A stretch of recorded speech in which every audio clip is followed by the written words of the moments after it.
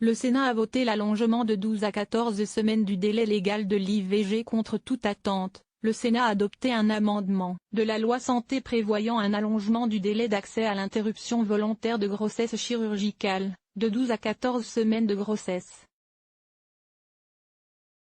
Détail et réaction suite à ce vote. À la surprise générale, un amendement prévoyant d'étendre le délai d'accès à l'interruption volontaire de grossesse, IVG, a été adopté de justesse vendredi 7 juin dans l'après-midi. Prévu dans le projet de loi santé, cet amendement prévoit de faire passer le délai de réalisation d'une IVG chirurgicale de 12 à 14 semaines de grossesse, soit 16 semaines d'aménorrhée, absence de règles. Actuellement, la pratique d'une IVG chirurgicale n'est possible que jusqu'à la fin de la 12e semaine de grossesse, tandis que celle d'une IVG médicamenteuse est possible jusqu'à la fin de la 5e semaine. Porté par une fervente défenseuse des droits des femmes qui n'est autre que Laurence Rossignol, ex-ministre de la Famille, de l'Enfance et des droits des femmes sous le gouvernement Valls II, l'amendement a été voté à 12 voix pour contre 10 voix contre. Lorsque l'on sait que le Sénat en France compte 348 sénateurs, ce vote a de quoi étonner.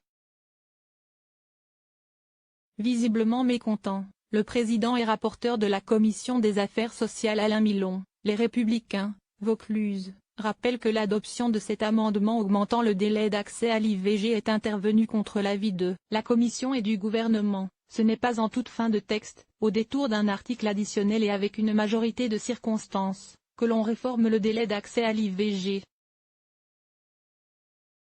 Cet article, s'il devait subsister, serait très clairement un motif d'échec de la commission mixte paritaire prévue le 20 juin prochain, a-t-il estimé.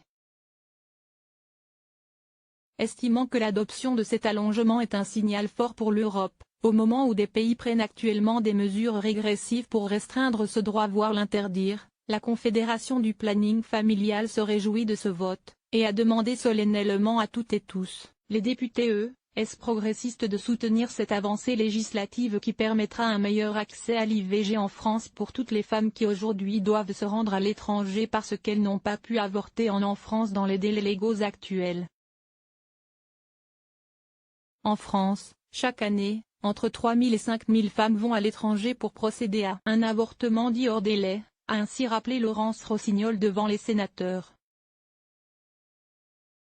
Ce vote sénatorial devra désormais être confirmé par l'Assemblée nationale pour être officiellement entériné.